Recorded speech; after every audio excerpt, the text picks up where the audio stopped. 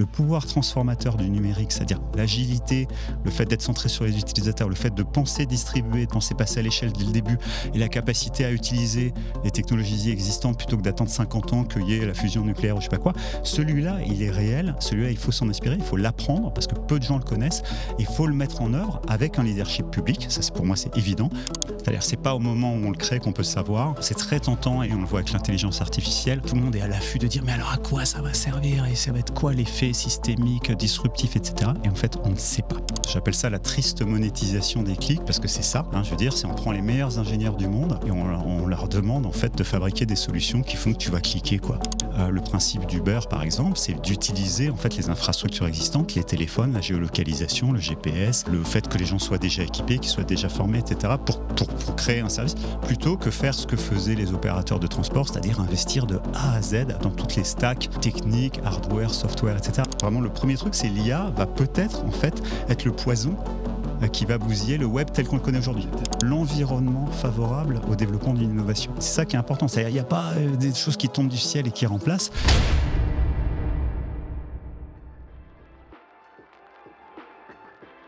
Tout ça, il faut refaire. Mais pareil, je veux la même chose, mais en neuf. Puis je veux rajouter des miroirs, des plaques de miroirs au mur. Sur tous les murs et puis au plafond. Avec des effets où la lumière et les images se diffractent. Que ce soit une pièce de vision presque infinie. French Tech, esprit critique pour tech éthique. Bonjour, bonjour, bonjour, bonjour, bonjour. Il faut que ça se réfracte. C'est Mick Lévy au micro de French Tech avec Cyril Chaudoir. Salut Mick. Cyril, tout ça, il faut le refaire. Je veux la même chose, mais en neuf. Bah, tu fais bien d'en parler. C'est quoi cette histoire de miroir au plafond là? Ah, écoute, pas évident, sorti du contexte de trouver le nom du film. Je veux que ce soit une pièce de vision presque infinie. On pourrait croire entendre Steve Jobs, Elon Musk ou encore Peter Thiel nous vendre un nouveau projet aussi sibyllin qu'ambitieux que visionnaire que peut-être dangereux à la fin. Mais non. C'était Yves Saint-Laurent dans le film éponyme de 2014.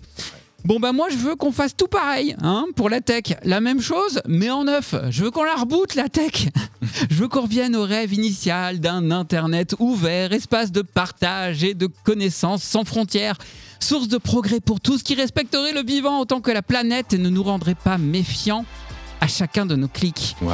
Mais alors, il y a une grande question à se poser. À quel moment cette affaire est partie en live ? Oh là là, mais Mick, c'est bon les anglicismes, je croyais que t'étais pas trop fan. Ah oui, pardon. À quel moment cette affaire est partie en couille ? Ah oui, non, pardon. À quel moment cette affaire a dérapé finalement ? Bon, bref. On va remonter la trace de l'innovation pour comprendre ce qui nous a amené là, dans cette situation avec la tech. C'est tout ? On va jouer aux archéologues et puis c'est tout ? Mais bien sûr que non ! Ce serait trop facile. On va aussi voir comment redresser le bazar, remettre l'innovation dans le bon sens. Ah, là, d'accord. Et c'est tout ? Mais bien sûr que non ! On va aussi retrouver Laurent Guérin dans un éclairement de moments d'égarement. Bon Cyril, trêve de suspense. On fait entrer notre invité Stéphane Schulz. Je crois qu'il est déjà là. Ah oui, bah oui. Salut Stéphane. Salut Mick. Alors Stéphane, on a la chance de t'avoir dans le studio, c'est un vrai plaisir. Merci de nous avoir rejoints dans nos contrées nantaises puisque tu es de Rennes. Absolument. Bon, on peut se tutoyer du coup. Carrément. Ouais. Entre quasi-bretons, on pourrait dire. Bon, je fais rapidement les présentations. Stéphane, tu es consultant en innovation, tu es fondateur de l'agence d'innovation 15 marches. 15 marches, pas facile. C'est pas le 15 mars, c'est le 15 mars. Lui, c'est tous les jours de l'année, c'est 15 marches. 15 marches. Tu accompagnes à ce titre des acteurs publics et privés dans des démarches d'innovation et de lancement de nouveaux services. Et tu es l'auteur de l'excellent Après la tech, que je montre pour ceux qui nous regardent en vidéo sur YouTube ou Spotify, aux éditions Apogée, dont le titre est évocateur, dont le sous-titre est évocateur, le numérique face aux défis écologiques. J'ai tout bon ? Tout bon. Génial. Et ben alors, c'est parti pour le grand entretien. French Tech, esprit critique pour tech éthique. Stéphane, on va parler innovation ensemble. Et alors, j'aimerais bien qu'on commence par poser quelques définitions. Moi, j'ai eu coutume d'entendre dire et de répéter aussi que l'innovation se distingue de l'invention pure et dure parce qu'elle vient améliorer quelque chose qui existait auparavant et donc ne vient pas forcément s'y substituer. Et donc, ça nous amène à cette séquence où on va interroger en quoi une innovation supposée nous améliorer la vie au fur et à mesure, pourrait donner lieu à un constat qu'on observe ces temps-ci d'une innovation qui n'aurait pas totalement porté ses fruits, voire même peut-être qui nous aurait trahis. Alors, quelle est ta définition de l'innovation et est-ce que tu peux nous éclairer sur cet état de l'art, entre guillemets ? Alors, je vais donner des définitions de l'innovation. Je ne suis pas moi-même un penseur de l'innovation. On considère généralement que l'innovation se distingue de l'invention, c'est-à-dire une innovation, c'est une invention qui a trouvé son marché. Ouais. Par marché, il y a une conception large de marché. Il y a le marché économique pour un produit marchand, par exemple, mais ça peut être une idée politique, ça peut être une religion, ça peut être un morceau de musique. Donc, ce qui est intéressant, ce qu'il faut retenir, c'est que ça se définit a posteriori. On ne peut pas définir a priori un produit comme une innovation, même si on l'entend beaucoup. Et ensuite, il y a deux autres subdivisions, on va dire. Il y a les innovations incrémentales, donc un peu dans cette idée d'amélioration, effectivement, un peu continue, lisible, compréhensible, moins cher, plus léger, plus rapide. Ouais. Et puis, il y a l'innovation de rupture, la fameuse disruption, la disruption qui est, pareil, utilisée à toutes les sauces, où là, en fait, on transforme le marché. On passe d'un marché de propriétaires à un marché où on loue, on passe d'un marché où on partage les voitures. Donc, on transforme le marché. Ça, c'est la définition de Schumpeter, avec cette idée de destruction créatrice. Alors, dans ton livre, tu donnes un exemple que j'ai trouvé hyper éclairant, même s'il semble éloigné du numérique, qui est celui de l'imprimerie. Est-ce que tu peux nous raconter comment tu interprètes aujourd'hui l'arrivée de l'imprimerie, en quoi elle est venue bousculer et elle est révélatrice de ce qui se passe aujourd'hui ? Oui, alors l'imprimerie, je m'en suis servi pour plusieurs raisons. D'une part, j'avais besoin d'un point de départ et je trouvais que c'était un bon point de départ, Internet, ouais. L'imprimerie. L'imprimerie, pour moi, elle va... L'exemple en fait, du lancement de l'imprimerie, de la découverte, du lancement de l'imprimerie, ça répond à 3 piliers de l'innovation. Alors, j'ai appelé ça les piliers d'innovation parce que je cherchais à définir justement qu'est-ce qui faisait le succès d'une innovation. Un, c'est centré utilisateur. Ça veut dire qu'en fait, on a permis de créer des livres, non pas pour les scribes, pour améliorer justement une innovation incrémentale pour que les scribes aillent plus vite, mais pour que n'importe qui en fait puisse éditer des livres. C'est la première chose. Donc, c'était une forme de disruption du scribe. C'est clairement une disruption du scribe et de tout ce qu'il y avait derrière. Ouais. Deuxièmement, il y a cette idée aussi de disruption dans l'utilisation des technologies. Donc ça, c'est une autre définition de la disruption. C'est quand on utilise une technologie en apparence moins bonne pour obtenir un résultat assez fair enough, comme ils disent, suffisant, et qui va ensuite s'améliorer petit à petit, justement, avec l'usage du produit. Je cite souvent au départ, l'imprimerie, c'était pas génial. Il y a eu la version bêta qui est arrivée avant que ça fonctionne pour de vrai. Alors là, ce qui est vraiment intéressant, c'est vraiment dans l'usage des technologies, donc des inventions. Gutenberg, en fait, était un super bricoleur. Il a utilisé une presse à vin, donc des grosses presses qui servaient à presser du raisin. Il a utilisé les caractères mobiles qui existaient déjà. Et ce qu'il a vraiment, lui, inventé, c'est une encre particulière, en fait, qui tenait mieux que les autres. Donc, on a un bon exemple, et on va le retrouver ensuite beaucoup avec la tech, une forme de bricolage intelligent où on a un objectif, en fait, et on va récupérer un certain nombre de technologies déjà existantes. Et c'est la mise en commun de ces technologies qui va faire la réelle innovation. Ça me fait penser aux prémices de l'informatique où, alors je ne sais plus qui en était l'auteur, mais on récupère le métier à tisser, on récupère la technologie des cartes perforées et on automatise en fait le calcul. C'est l'ancêtre de la machine à calculer programmable en quelque sorte et donc l'ancêtre de l'informatique. Donc on comprend que la grande distinction entre une invention et une innovation, c'est une invention qui a trouvé donc son public, son marché. Et qui va le transformer aussi. C'est le troisième élément justement sur l'imprimerie, et c'est là où c'est complètement grisant, c'est que l'imprimerie, non seulement elle a amélioré la manière de produire des livres, mais derrière, le fait de pouvoir mettre entre toutes les mains, et pas uniquement celle des scribes, donc qui dépendaient de l'Église, la capacité à diffuser des connaissances. Et quand on regarde, il y a une transformation vraiment ultra puissante, systémique de l'éducation. On pourrait même dire que l'enfance a changé grâce à l'imprimerie, de la religion, donc on en parle beaucoup en ce moment, je veux dire la liberté d'expression et la capacité à transmettre des connaissances, et même des langues, puisqu'en fait, l'unification des langues dans les pays s'est faite à partir des écrits, et à partir de la diffusion des écrits, puisqu'on écrivait essentiellement en latin.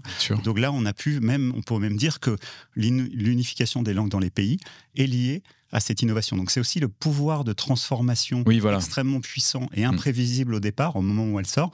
Et c'est ça qui m'a intéressé en fait dans l'imprimerie. Oui, parce que ça change son marché parce que de nouveaux usages. Et ça, si on revient à nos jours, entre guillemets, on voit bien ce que ça a donné ces quelques dernières décennies. Mais ce que tu nous dis en creux aussi, c'est que ces usages-là sont tellement systémiques que ça change fondamentalement la société. Par la diffusion des connaissances, tu viens de nous l'expliquer avec l'exemple de l'imprimerie. Donc ça change aussi l'éducation, ça véhicule peut-être de nouvelles idées.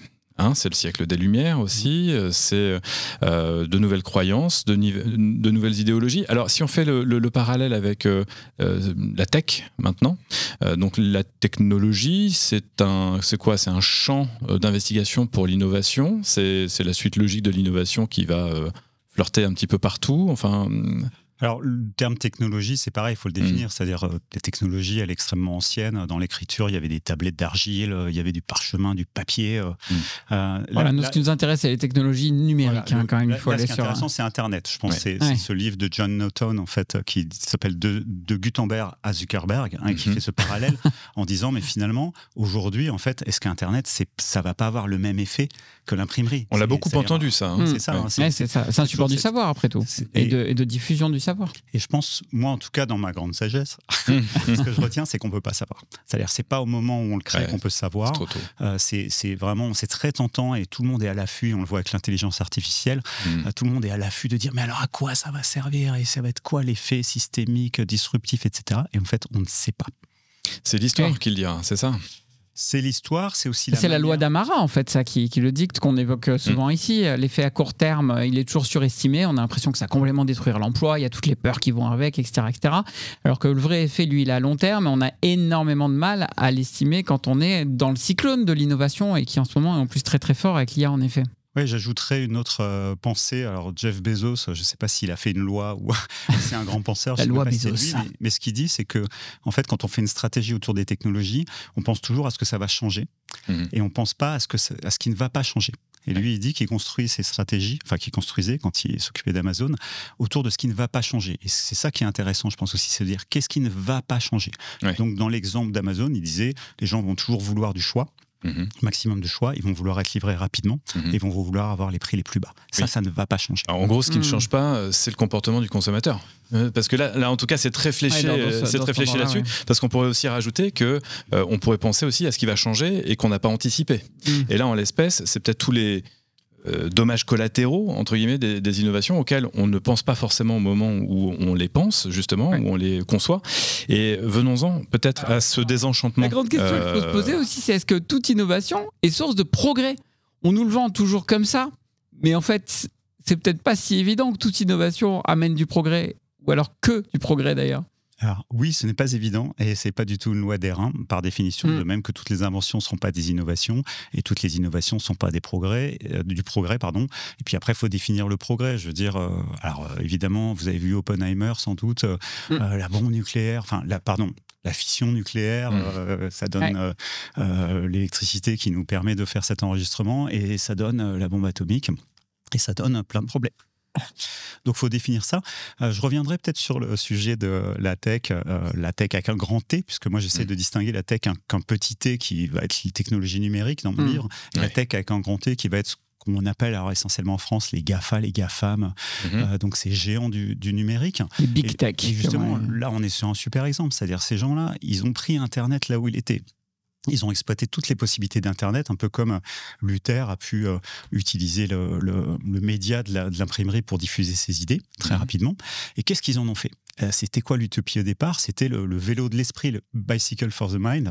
qui était de dire si on donne un ordinateur personnel à tout le monde, et si c'est pas les grands chefs à plumes qui décident, on va avoir une puissance absolument incroyable de connecter tous les gens. Rappelle-nous l'anecdote de Bicycle for the Mind, donc de Steve Jobs. C'est l'anecdote de Steve Jobs. Alors on sait tous, c'était un super storyteller. Son histoire, c'est de dire en fait l'humain dans le règne animal, si on mesure sa puissance en fait sur la capacité à se déplacer sur 1 kilomètre par rapport à l'énergie dépensée, il est nul. Le plus fort, c'est l'aigle, je crois, ou le condor. Il dit en revanche, l'humain avec un vélo, il explose tous les autres animaux. Donc si on donnait... Même l'aigle ?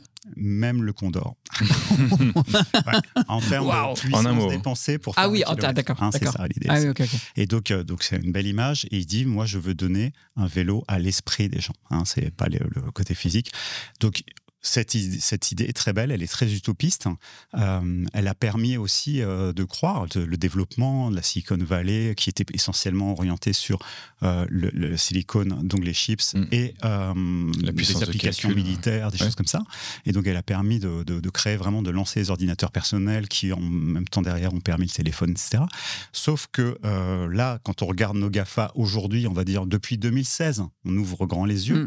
Depuis 2016, on réalise qu'en fait, connecter tout le monde, c'est aussi connecter les méchants, que de baser en fait un modèle économique, et moi j'insiste beaucoup là-dessus, sur le modèle économique, oui, voilà. Soi-disant gratuit, avec l'extraction des données, et en fait c'est un modèle qui favorise l'attention, qui capte ton attention, la captologie, qui est basée sur le temps que tu passes, donc du design d'influence, qui va chercher à t'influencer, voire à te manipuler. Et tout ça, pourquoi ? J'appelle ça la triste monétisation des clics, parce que c'est ça. Je veux dire, c'est on prend les meilleurs ingénieurs du monde et on leur demande en fait de fabriquer des solutions qui font que tu vas cliquer, quoi. C'est ça. Ouais. Donc ça, c'est un peu la base de tout. Mais c'est quoi ? C'est le capitalisme, on pourrait dire, qui a tué, ou le mercantilisme qui a tué le rêve initial utopiste d'Internet ? Ouais, alors on est un peu dans le test de Rorschach, là, c'est-à-dire chacun va voir ce qu'il avait un peu en tête avant. Moi, j'ai surtout, j'ai interviewé Daniel Kaplan, par exemple, qui est un ancien de la Fondation Internet Nouvelle Génération, et Daniel, qu'est-ce qu'il dit ? Dieu sait s'il y a cru, lui. Je veux dire, il y a cru au numérique émancipateur. Et il dit, en fait, le numérique, c'est une révolution sans cause. C'est-à-dire, le problème, c'est pas que ce soit au service du capitalisme ou du totalitarisme, parce qu'on le voit dans d'autres, il peut aussi être au service du totalitarisme, mais c'est qu'il n'a pas de cause. En réalité, on sait comment, mais on ne sait pas pourquoi on le fait. Je veux dire, et il fait le parallèle d'ailleurs, et c'est un peu à l'origine du livre, c'est qu'il fait le parallèle en disant la révolution écologique, c'est le contraire. On sait où on veut aller, les 51 milliards de tonnes d'émissions de CO2 en moins, mais on ne sait pas comment y arriver. Et donc la question, c'est comment est-ce qu'on réconcilie les deux. Mais aujourd'hui, le constat qu'on peut faire, c'est que c'est pas la tech avec un grand T, c'est-à-dire c'est pas les GAFA qui vont y arriver. Au contraire, on va dire, même depuis novembre 2022, on voit avec l'IA générative qu'ils sont en train, au contraire, de prendre le chemin inverse et de repartir en fait sur un nouveau cycle en fait de dépenses énergétiques, de consommation. Clairement. Et la notion dans le modèle extractiviste, voilà, pas que de l'attention. Mais alors justement, j'aimerais revenir là sur ce que tu viens de dire, parce que ça me surprend un tout petit peu. Si je reprends l'analogie donc de Kaplan, le réchauffement climatique, en gros, c'est une chose dont on est certain, sauf les climato-sceptiques. Bon. Et donc c'est une finalité que l'on veut s'épargner, et donc on cherche le moyen de pouvoir s'épargner. Absolument. Je vois pas comment on peut le comparer avec le numérique, qui n'est pas une finalité, mais qui est le moyen précisément. Et donc en ce sens, le fait de dire que le numérique, on ne sait pas vraiment il n'y a pas forcément un déterminisme, ou en tout cas quelque chose qui pourrait être poussé par une idéologie de l'un ou de l'autre, dans la mesure où c'est un moyen. C'est totalement prenable par n'importe quelle idéologie pour pouvoir faire le bien, pour pouvoir faire le mal. Toute proportion gardée, le mal. Mais on sait bien qu'on est dans une logique industrielle. Les gens dont on parle, tout génie qu'ils sont, scientifiques ou juste de business, sont surtout des industriels, y compris les noms qu'on a cités. Donc, in fine, la grosse différence, me semble-t-il, avec le réchauffement climatique, où on peut se creuser la tête pour savoir comment on peut essayer d'y remédier, avec le numérique, c'est plutôt, on a aujourd'hui le moyen de changer les usages des gens, et donc pour faire des trucs très très cool, parfois dérisoires, etc. Et c'est pas grave. En revanche, on a aussi les moyens de faire de la manipulation dont on peut adoucir les angles en parlant de marketing ou de nudge, mais in fine, ça me semble assez différent. Donc, est-ce que c'est pas justement cette appropriation d'un outil, d'une innovation pour faire du business au point d'en laisser de côté tous les états d'âme et peut-être tous certains pans moraux qui font qu'aujourd'hui, 20 ans, 30 ans, 40 ans après, on en arrive à une situation où on est désenchanté parce qu'on se dit, finalement, on s'est bien fait baiser. Pardon. Alors, on peut le déplier, ce que tu viens de dire, là, dans plein de sens. Je vais essayer de rester sur un ou deux sens. Et un premier sens, quand même, c'est pas un outil. Au sens, par exemple, je vais prendre l'exemple. Mon téléphone, si je te téléphone, c'est un outil. Tu as un numéro de téléphone, j'ai un numéro, je t'appelle. Éventuellement, je peux passer en spam. Tu vois, je compare à l'email. Donc, c'est pas toi qui vas décider quel est spam, mais normalement, je peux t'appeler. C'est un outil et ce qu'on se dit reste entre nous. La manière dont on s'informe sur Facebook ou sur Insta n'est pas un outil. Ça n'est pas un outil. C'est totalement biaisé. Alors, biaisé, c'est mon avis. En tout cas, ça n'est pas du tout neutre. Ça n'a rien à voir. C'est-à-dire, juste explique-moi, parce qu'effectivement, jusque-là, je te suis. Il y a constamment d'autres personnes qui écoutent, c'est qui réexploitent ces échanges pour... Non, mais le device est un outil. Attends, je suis. Hein. Ouais, le téléphone est un device, c'est un outil, j'entends bien. Et tu nous dis, quand je vais m'informer sur Instagram, ce n'est pas un outil. Non, c'est un usage, pour le coup. C'est un média. Instagram est un média. Instagram est un média et la manière dont tu ne maîtrises absolument pas ce qui m'est poussé. Ce qui t'est poussé et voir, ça a été quand même prouvé par des chercheurs, s'il y a des contenus, alors Instagram c'est pas le bon exemple, mais plutôt Facebook, qui vont inciter justement à te montrer à te faire escalader dans l'engagement, plutôt un engagement négatif avec tout un tas de conséquences. C'est aussi les recos de YouTube, etc. Pourquoi ? Et c'est là où on arrive à l'absence de neutralité. Voilà. Et pour que restes plus longtemps, parce qu'ils ont remarqué qu'en fait, quand tu étais dans une rage, en fait, quand tu arrives à susciter la rage, il faut lire Les Ingénieurs du Chaos de Empoli, c'est vraiment impressionnant. Je veux dire, quand tu arrives à susciter cette rage-là, en fait, tu as plus d'engagement. Tout à fait. Le bouton dislike sur Facebook est surpondéré x5, à une certaine époque dans l'algorithme. C'est pas un outil. Et je pense que justement, on a été trop sympa, on a pensé que c'était un outil. Deuxième chose, je déplie juste un deuxième accordéon. Une deuxième chose, c'est que ce n'est pas non plus un outil complet. C'est un passager clandestin du reste des infrastructures et c'est un passager clandestin du reste de l'économie. Et je parlais des telcos, des opérateurs, des infrastructures téléphoniques.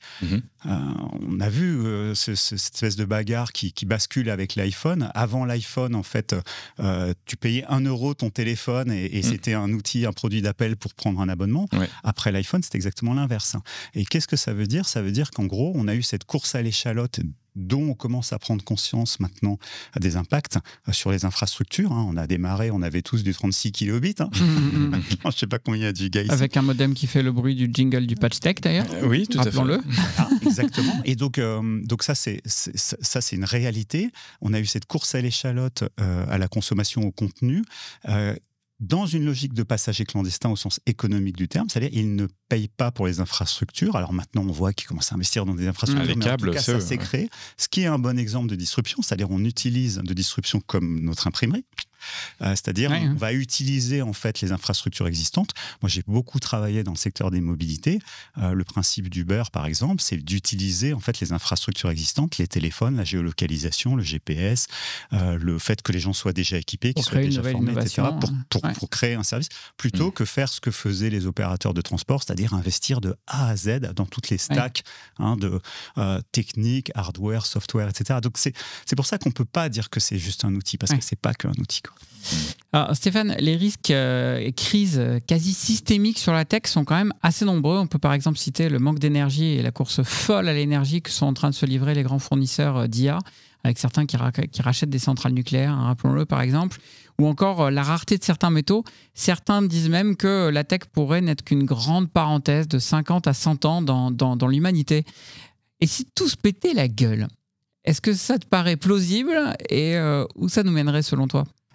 Alors, se péter la gueule au sens qui est du chaos parce que une attaque cyber ou des choses comme ça, c'est-à-dire qu'on découvre que c'est plus aussi fluide, ça c'est fort possible. Donc, le numérique n'existe même plus du tout. Moi, je vais même plus loin que toi. Non, alors là, je ne pense pas du tout. Si on n'a plus de silicium, si on n'a plus de cuivre, si on n'a plus ces métaux rares, certains disent dans 50 ans, certains métaux qui sont vraiment importants pour nos devices, en l'occurrence, vont être épuisés totalement dans les 50 ans à venir. Donc on trouvera bien quelque chose. Regarde, c'est pareil avec le pétrole et les bagnoles. On arrive bien à trouver d'autres hydrocarbures d'une façon ou d'une autre. Là, je suis loin de mon champ de compétences. J'ai l'impression qu'il y a beaucoup de recherches sur ce sujet-là. Ce qui est certain, c'est que, d'une part, la puissance de calcul, c'est-à-dire l'usage du calcul, est indispensable. On ne sait plus s'en passer maintenant. Je veux dire, la plupart des outils qu'on utilise, les avions qui volent, l'information qu'on a, la médecine, etc., est basée sur cette puissance de calcul. Donc, je ne vois pas trop comment on peut même revenir en arrière, et ce qui est un vrai sujet par rapport aux ressources et aux impacts.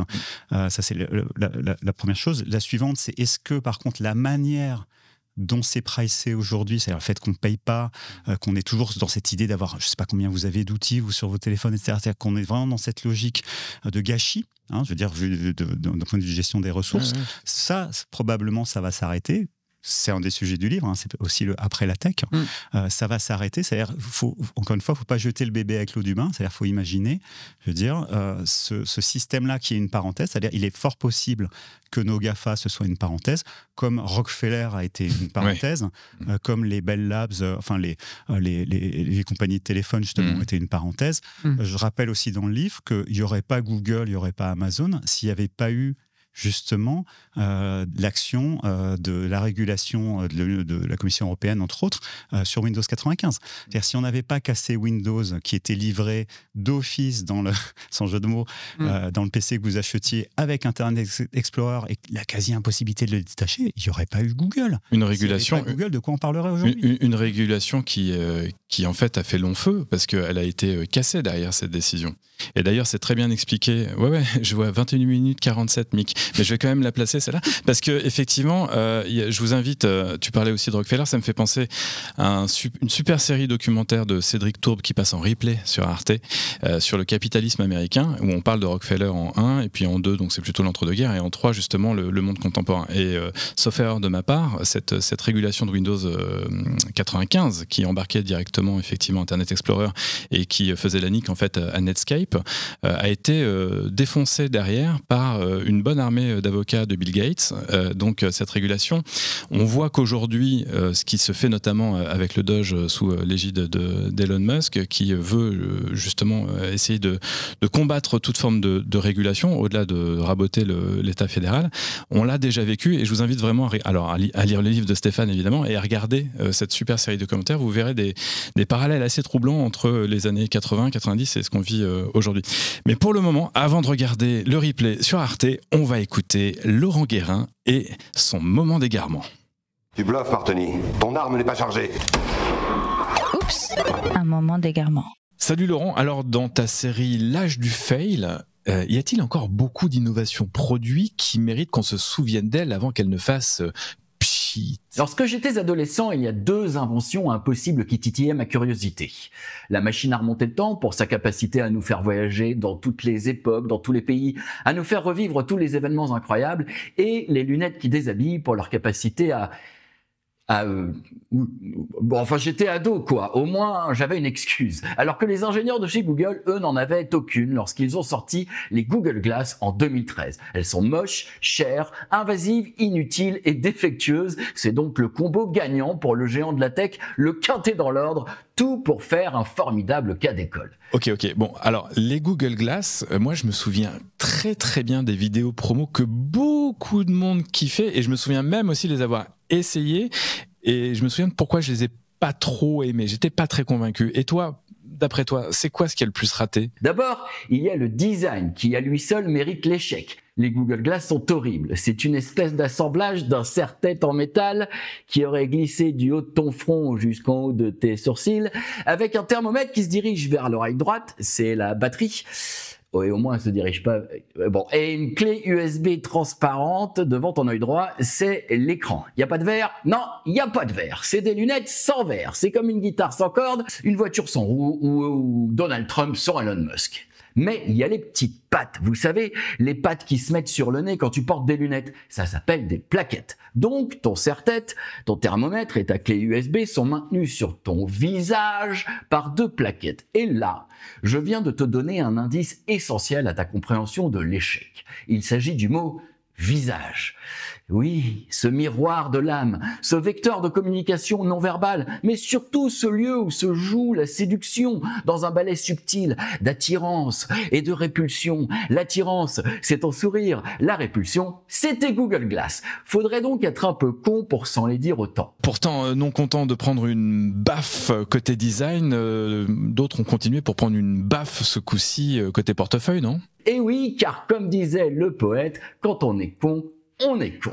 Non content de killer leur chance en amour, il n'y a pas que le physique qui compte, mais quand même, les acheteurs de cet appareil funeste se délaissent de la modique somme de 1500 €. T'as bien entendu, Lulu, 1500 boules. À ce prix-là, Affleloul te colle 700 paires et en plus avec des verres. Mais alors qu'est-ce qu'elles ont de spécial les lunettes de Google? Est-ce qu'au moins elles te permettent de voir à travers les vêtements et de déshabiller ton patron? Non, mais elles font pire. Grâce à elles, tu peux en effet photographier et filmer tout ce que tu vois. Niveau respect de la vie privée, on est sur un mashup Big Brother Truman Show, si bien que l'objet se voit interdire l'accès de certains établissements comme des bars, des casinos, des salles de classe, mais aussi des boîtes de striptease ou des vestiaires. Et c'est vrai après tout.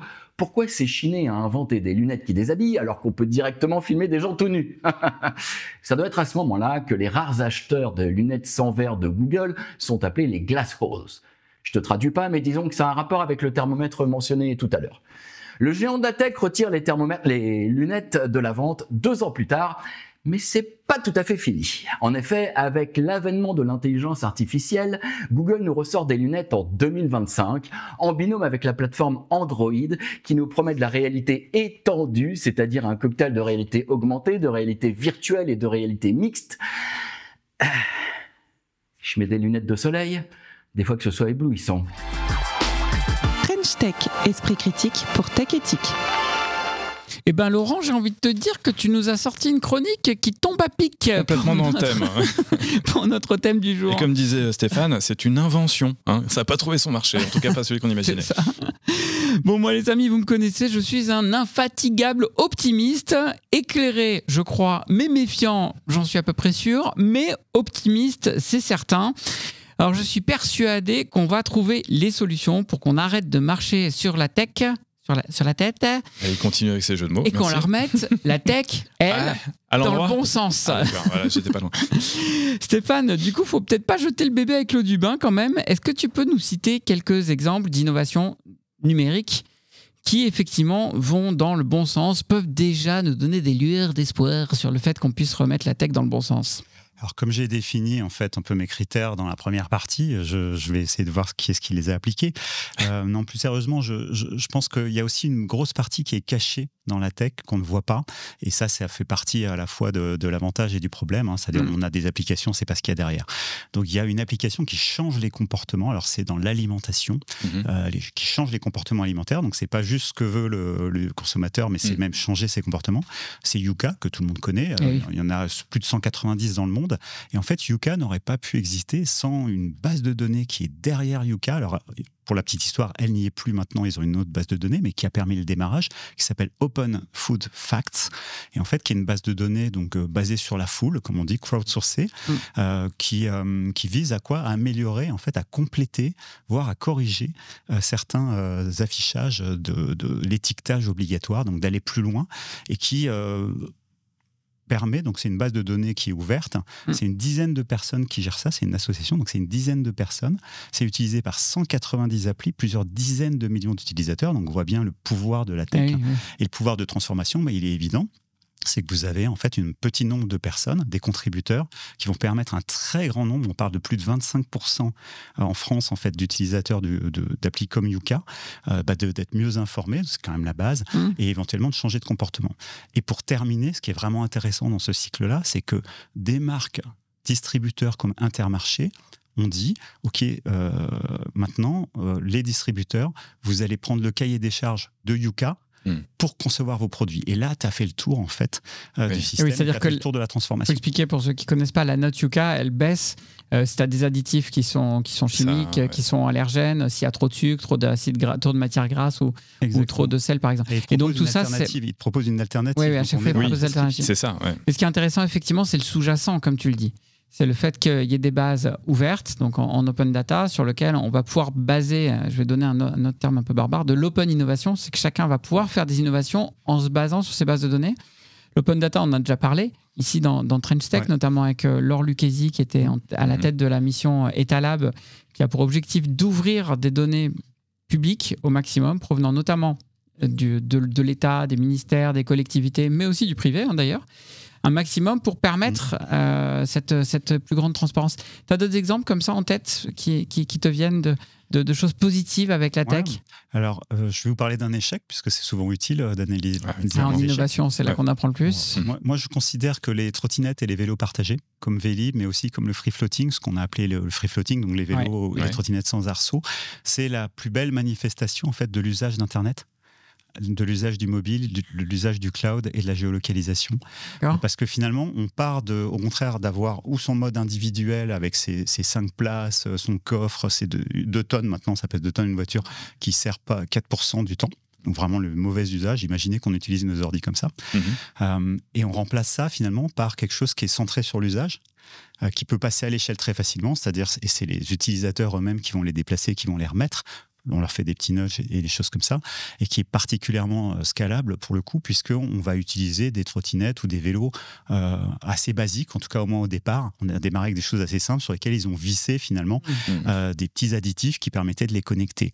Et tout ça, ça se base sur Internet, ça se base sur les mobiles que vous avez déjà, ça se base sur tous les environnements. Ça n'a pas été apprécié de tout le monde, ça quand même, cette innovation-là. Oui, c'est ce que j'allais dire. Rappelle-toi le vote à Paris, à Nantes, ça a été complètement refusé.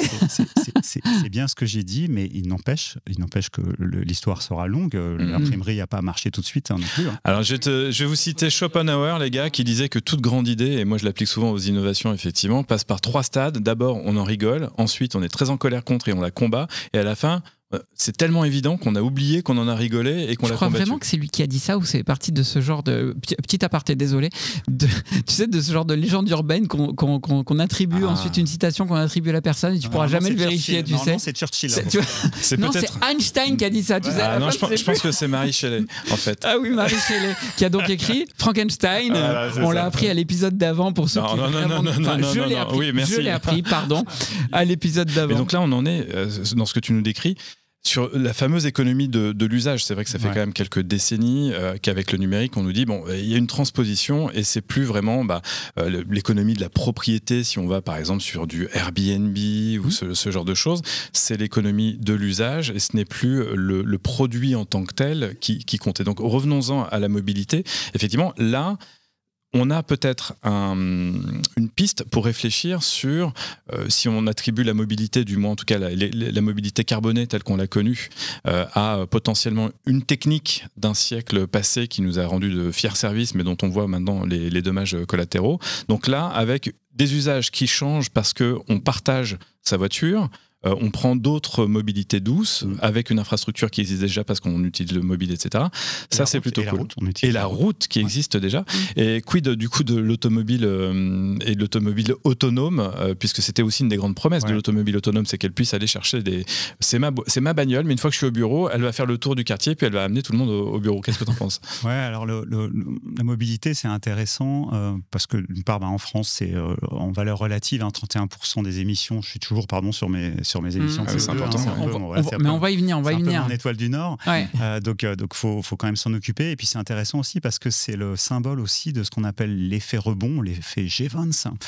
Et l'effet rebond, il est absolument incroyable. D'ailleurs, Jevons a posé cette théorie-là avec la consommation de carburant. Il a dit, en théorie, si on arrive à faire un moteur qui consomme moins de carburant, génial, on va tous économiser du carburant. Et comme on est plus nombreux. Réalité, alors c'est qu'on est plus nombreux, mais c'est aussi que si vous consommez moins, en fait, vous roulez plus. Et au final, vous consommer plus. Et donc, la mobilité est absolument incroyable de ce côté-là. Je veux dire, c'est presque l'archétype, c'est-à-dire tout a augmenté. En performance, tout a baissé. Les moteurs sont beaucoup plus performants en grammes par watt produit, etc. Tout s'est amélioré, mais en réalité, les voitures sont de plus en plus lourdes. On a de plus en plus de voitures. On construit de plus en plus d'infrastructures pour faire rouler les voitures. Mais cet effet rebond, Stéphane, on peut s'en servir aussi.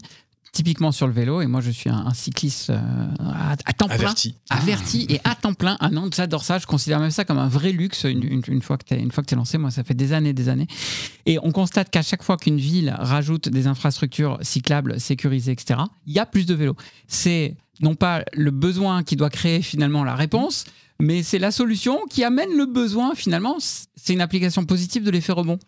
Oui, alors là, on rentre dans les politiques publiques, mais il est clair que on a toujours, dans l'histoire des technologies, on a une surimposition des technologies. C'est-à-dire, il n'y a jamais de substitution globale. L'énergie, on le prouve aussi, on n'a jamais utilisé autant de charbon que maintenant, alors qu'on a de plus en plus de sources de production.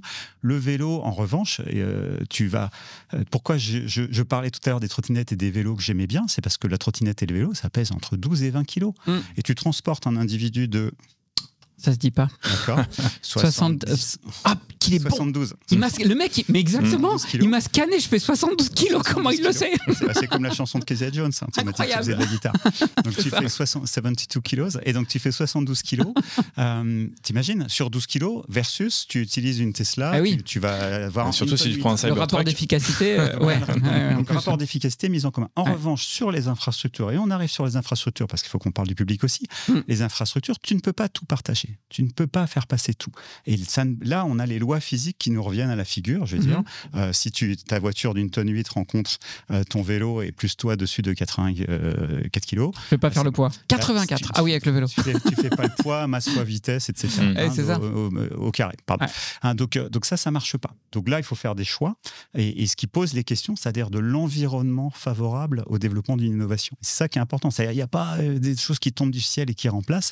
Il y a un environnement favorable. La tech a bénéficié d'un environnement extrêmement favorable, d'établissement de protocoles, beaucoup de protocoles, beaucoup de standards. Je veux dire, à bout d'un moment, ça se standardise. Aujourd'hui, la mobilité, ça l'est à peu près, c'est-à-dire on peut rouler de Vladivostok à Brest à peu près, à Rennes, il y a des feux, pour ceux qui connaissent. Chez nous, il y a des doubles ronds-points. Chez nous, c'est les ronds-points. Voilà, chez vous, c'est les ronds-points. Donc, un environnement favorable, une standardisation, il y a encore énormément de choses à faire pour arriver à avoir cette standardisation, et la sécurité des usagers en fait partie, et aujourd'hui on est très très très très loin du compte. Et pour parler d'environnement favorable à l'innovation, il y a plein de paramètres dans cet environnement favorable, tu viens d'en citer quelques-uns. Nous, on nous répète assez souvent que l'environnement favorable à l'innovation, notamment aux États-Unis, dans la Silicon Valley, c'est le cash, quoi. Et c'est notamment les partenariats publics-privés, et on nous oppose très régulièrement que l'Europe a du mal à suivre parce qu'on n'a pas cet même environnement. Toi, tu en penses quoi ? Oui, alors on aime bien avoir des explications binaires, les gentils, les méchants, le public, le privé. Là, c'est pas tellement sous l'angle gentil-méchant, parce que j'en ai marre qu'on me prenne pour un conspi. Mais c'est là, c'est plus de dire, on nous dit en Europe, il n'y a pas d'argent, il n'y a pas d'investisseurs, et le cash coule à flot aux États-Unis, donc de toute façon, on rattrapera jamais le retard. Donc la question, c'est juste, est-ce que toi, tu penses que c'est un facteur de l'environnement qui est favorable, plus ou moins, à l'innovation? Et auquel cas, si oui, de base, est-ce qu'on est condamné? Alors, deux choses. D'une part, tout ce qui a été rendu possible, ce que j'évoquais sur le passager clandestin, on est passager clandestin de quel avion? On est passager clandestin de l'avion public. C'est-à-dire, ARPANET, l'ancêtre d'Internet, c'est budget public américain. Ensuite, des travaux du CERN, etc., recherche publique, financée par le public. Le GPS, c'était public, c'était militaire, ça a été ouvert en 92, on retombe sur l'ouverture.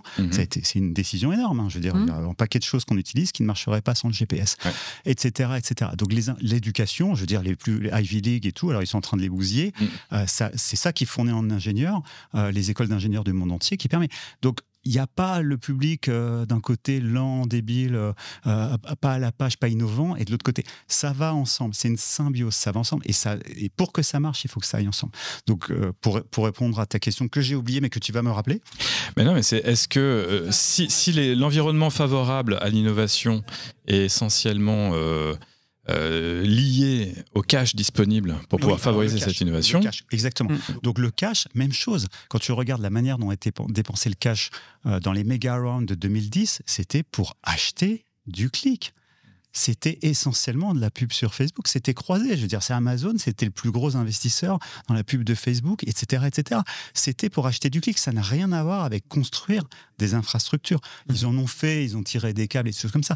Mais en réalité, ils ont acheté des clients. Ils ont tué la concurrence. Et ça, c'est pas mes travaux, c'est des travaux de recherche. Ouais, bien sûr. Donc cet argent-là, il paraît énorme, mais en fait, c'est que dalle. C'est une partie des retraites des Américains, du système par capitalisation. Tu connais mieux que moi le système des viciers et des fonds derrière. C'est une partie des fonds, ça n'a rien à voir avec l'investissement public.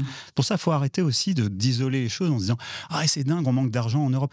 En Europe, on a de l'argent, et par contre, là, tu me tends la perche, donc je vais en profiter pour autre chose. Il y a Mario Draghi donc, qui a fait son rapport, et récemment, il a écrit un article suite aux droits de douane de Trump, en disant « Mais en fait, arrêtez avec les droits de douane vers les États-Unis, on a nos propres droits de douane en interne, et c'est quoi nos droits de douane ? C'est l'absence de standardisation, c'est la complexité administrative, c'est le fait qu'un médecin, justement, ne fait pas les mêmes études, n'a pas les mêmes diplômes, ne peut pas exercer d'un endroit à l'autre. Donc, levons ces droits de douane-là et mécaniquement, en fait, on va pouvoir créer un marché de... C'est des droits de douane un peu complexes à lever, par contre, parce qu'effectivement, ça veut dire standardiser à l'échelle européenne tout un tas de choses qui ne le sont pas. C'est ça qu'il faut faire, en fait. Bon, Stéphane, il faut quand même qu'on parle de la cause environnementale, forcément, qui est au cœur de ton livre. Le numérique, aujourd'hui, est actuellement sur le banc des accusés pour son impact environnemental en croissance forte.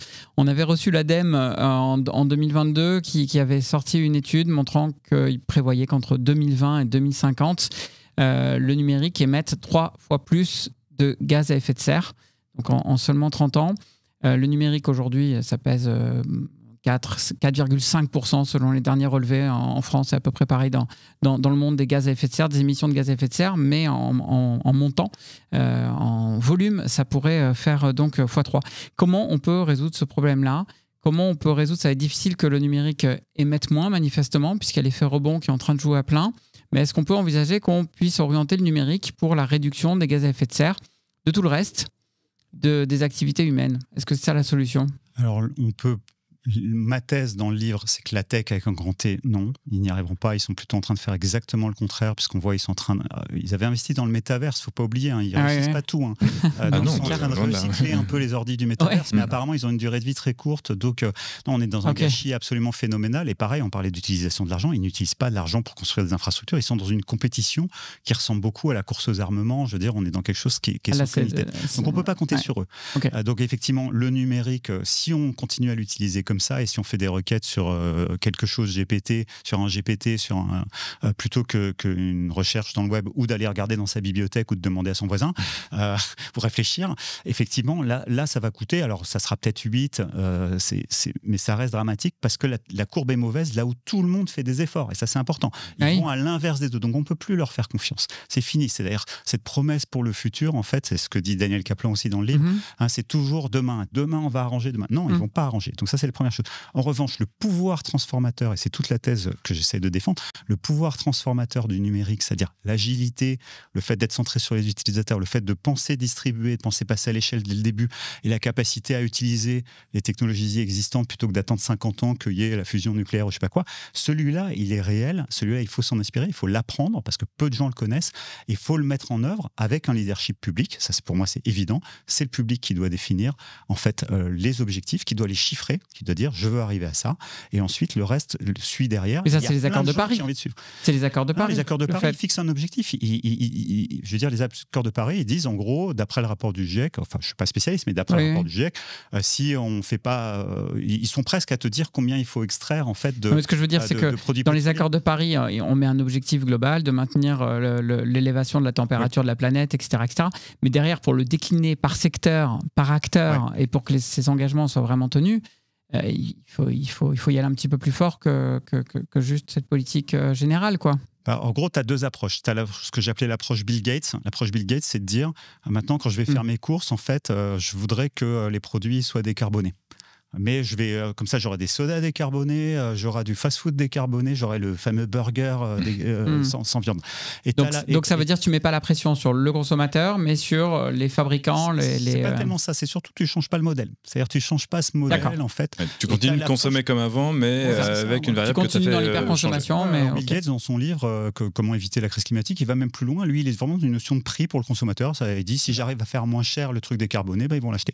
Et puis, tu as l'approche transformative, disruptive, mais dans le sens vraiment littéral du terme, qui est, en fait, j'ai pas besoin d'avoir une voiture qui est garée, qui sert 4 heures par semaine. J'ai pas besoin de manger 5 fois du bœuf dans la semaine. Peut-être, voilà, j'ai pas besoin. Donc cette approche transformative là.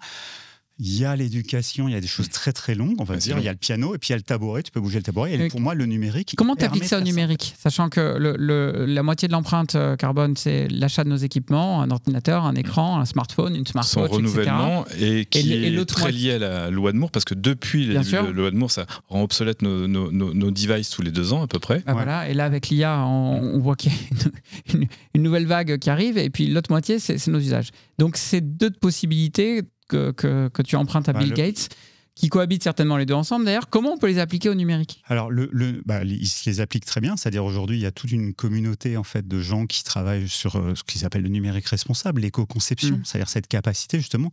C'est même pas... Alors, je me suis un peu intéressé au sujet, même si moi-même, je ne suis pas un dev ni un designer, mais c'est même pas tellement... C'est plutôt des évidences, en fait. C'est de l'hygiène de vie, quoi. C'est d'arrêter de faire des choses qui sont inutiles, déjà. Ça, c'est le premier truc. C'est-à-dire pas faire des sites pour rien, pas faire des applis pour rien.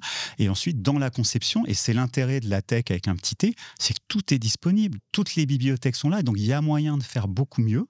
Et ensuite, je dirais, peut-être utiliser un petit peu moins, dépendre un petit peu moins de la tech avec un grand T, c'est-à-dire aller un peu moins, passer de temps à scroller des images, des vidéos, etc. Mais justement, j'aime bien ce parallèle entre la petite tech, ou en tout cas la tech avec un petit t plutôt, et la tech avec un grand T. Et ce que tu nous dis depuis tout à l'heure, c'est la tech, il y a déjà tous les ingrédients, la pensée agile, etc. etc. Mais ceux qui font le marché de la tech, avec un grand T, sont les GAFAM que tu as mentionné tout à l'heure, etc. Donc, si on a tous les ingrédients, si on a tous les éléments de la recette, mais que finalement, il n'y a qu'une poignée de chefs au monde qui te servent à table ce que tu manges, c'est quoi comment on craque le truc? Alors je me suis lancé dans le bouquin, j'ai fait 3 hypothèses, enfin c'est pas 3 hypothèses, j'ai imaginé 3 leviers particuliers de la fin de la tech, en fait, avec un grand T. Le premier, c'est l'IA, paradoxalement, c'est-à-dire c'est cette logique justement, comme il saute sur tout ce qui bouge, et l'IA en fait, pour moi, elle va bousiller. Elle peut bousiller, mais le modèle de Google basé sur la publicité, on va dire ce que j'ai appelé les 10 liens bleus. Tu sais, quand tu fais une recherche, tu as 10 liens bleus qui sortent. Donc ça peut le bousiller. Alors il y a des études qui sortent très régulièrement sur la baisse de la qualité du search et du web en général. Et donc au final, cela étant moins utile, tout pourrait s'effondrer. L'interface vocale, ou en tout cas je pose une question, on répond, c'est difficile de mettre de la pub. Donc ça, c'est vraiment le premier truc, c'est l'IA va peut-être en fait être le poison qui va bousiller le web tel qu'on le connaît aujourd'hui. T'es sûr que les faiseurs d'IA, quand aujourd'hui on passe sur Perplexity ou même, je sais pas, un simple Gemini, Google, qui te met les sources directement quelque part, qu'est-ce qui les empêche de faire du référencement payant comme Google le fait déjà aujourd'hui sur du simple web? C'est une hypothèse. D'accord, ok, non, mais je respecte, mais c'est intéressant. Une fois, c'est eux qui se retrouvent dans la position des sortants, dont ils ont bousillé tout le business model d'il y a 20 ans. Donc, c'est eux qui sont dans cette situation-là. Et ils sont gênés, on voit, ils savent pas trop, j'y vais pas, etc. Donc, ça, c'est la première chose. La deuxième chose, c'est nous. Je veux dire, Arnaud, nous avec nos dirigeants ou nous tout seuls, on en aura peut-être marre en fait de ça. On en a peut-être marre en fait de cette conso à outrance, de cette manière d'utiliser, non pas le web, mais cette manière d'utiliser l'information, de se distraire, de se parler. Et comme nous l'a dit un invité récemment, on est plus nombreux qu'on ne le pense. Exactement. Voilà, je pense à Lou. Alors Lou Velgreen, effectivement, et Olivier Alexandre, c'était lui qui nous avait donné cette citation. Donc la deuxième option, c'est ça, c'est nous. Et la troisième, c'est la régulation. Encore une fois, dans les volumes, dans la puissance, etc., on est beaucoup plus puissant qu'on ne le croit. 1 et 2, c'est l'innovation, elle est toujours, à un moment donné, elle a été liée à des grands investissements publics ou des grandes décisions publiques. Il n'y a pas de raison que ça s'arrête. Et tu es de ceux qui pensent que la régulation tue l'innovation, parce que c'est aussi un poncif qu'on entend tout le temps. Pas du tout. Pas du tout. Au contraire, si elle est bien faite, évidemment, c'est comme si tu dis un médicament. Un médicament peut te tuer ou il peut te soigner. Je veux dire, la régulation, elle est indispensable. Je veux dire, tout le monde, il y a des règles. Donc la régulation mal faite, évidemment, tue, mais c'est un pléonasme de dire ça. Donc la régulation, au contraire, doit favoriser l'innovation.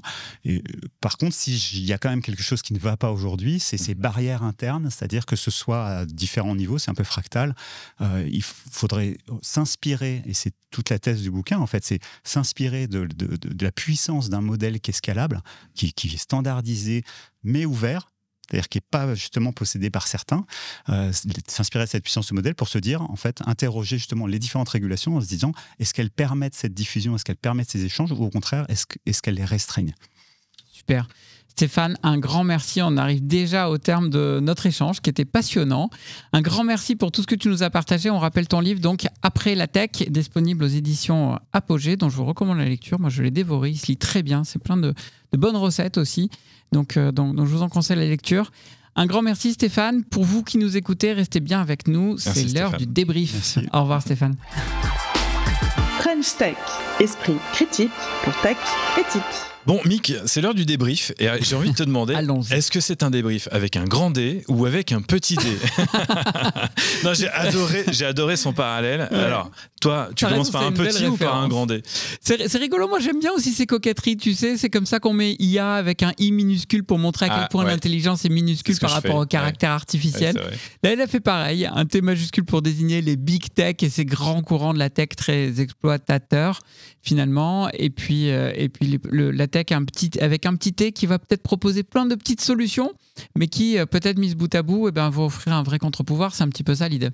Ouais, et justement, son livre, on le redit, s'appelle Après la tech. Alors tout est en capital, donc on est bien embêté pour savoir de quelle tech il parle, si c'est la grande ou la petite.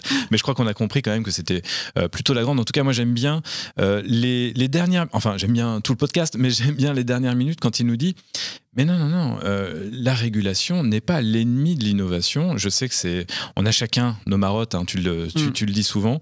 Et cette idée selon laquelle la régulation viendrait éteindre l'innovation, oui, peut-être celle de la tech avec un grand T, mais la régulation favorise l'innovation de la tech avec un petit T. C'est ce que nous rappelait notamment Joël Toledano. On vous invite à réécouter ou à écouter son épisode quand elle nous dit en Europe on régule, mais c'est ce qui favorise aussi l'émergence de petits acteurs et de pas d'avoir que des grands acteurs qui monopolisent le terrain. Ouais, exactement. J'avais la même chose que toi en tech. Ah non, en tête. Ah, Ouais. j'aime bien. Alors, il y a ça reprendre aussi les qu'il va mêmes. falloir arrêter. On fait un truc sur les jeux de mots. Les pas. petits Bon, moi, jeux de j'aime mots bien. ou les grands jeux de mots? Bon, bref, je garde celui-là.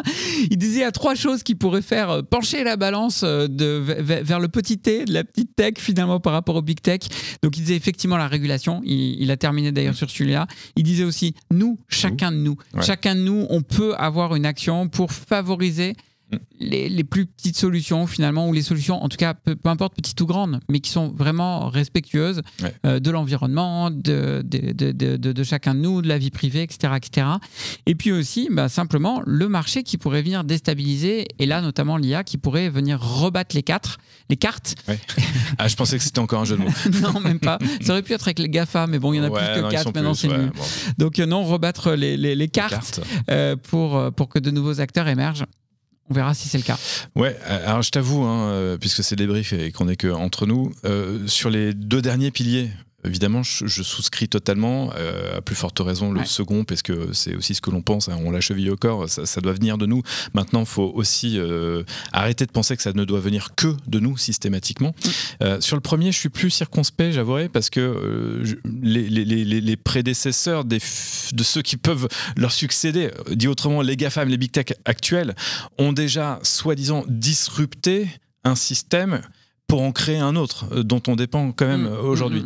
Et donc alors il utilisait un exemple et c'est intéressant. Est-ce que les liens cliquables de Google, qui a complètement révolutionné l'univers de la communication et de la publicité en particulier, etc., est-ce que lui-même va pas se faire disrupter parce que désormais l'IA va t'apporter la réponse et pas simplement des liens à cliquer? Néanmoins, on attend d'eux qui nous filent des sources pour qu'on puisse vérifier, même si on vérifie pas, mais donc ces liens peuvent être monétisés. Et puis l'IA en tant qu'assistant vocal, pourquoi il y aurait pas de la publicité, etc. Bon, là, je suis un tout petit peu plus circonspect parce que finalement c'est un système qui vient chasser un autre et il va reproduire la même chose. Ce que veut dire Stéphane aussi, c'est que c'est pas l'un ou l'autre au sens excluant, c'est en même temps les 3 solutions qui vont venir bousculer.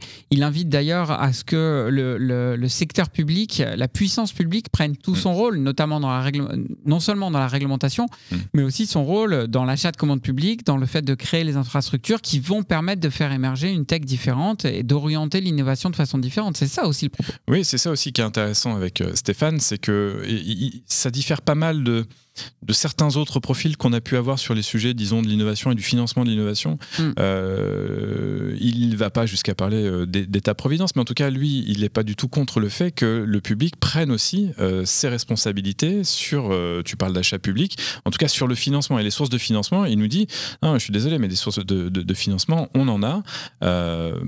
Tout Bon, à fait. l'Europe a une carte à jouer, ça c'est certain. Il vient bien montrer aussi qu'on est dans un environnement écosystémique. C'est un écosystème complet. C'est pas juste quelques petits bouts qui vont être à prendre. Écosystémique, elle est belle celle-là, hein, franchement, comme ta chemise. Hein. Je te l'ai pas dit, mais t'as une très jolie chemise. French Tech. Et voilà, plus ou moins 60 minutes viennent de s'écouler. Vous en savez maintenant un peu plus sur les grands enjeux de l'innovation pour la technologie numérique et pour les années à venir. On espère que cet épisode avec Stéphane Schulz vous a plu. Si c'est bien le cas, levez un pouce sur YouTube, mettez-nous des likes, des 5 étoiles sur Apple Podcast, sur Spotify, partout là où vous nous écoutez. Et soyez actifs pour partager cet esprit critique pour une tech éthique. Car comme le dit Philippe Meyer, le progrès a encore des progrès à faire.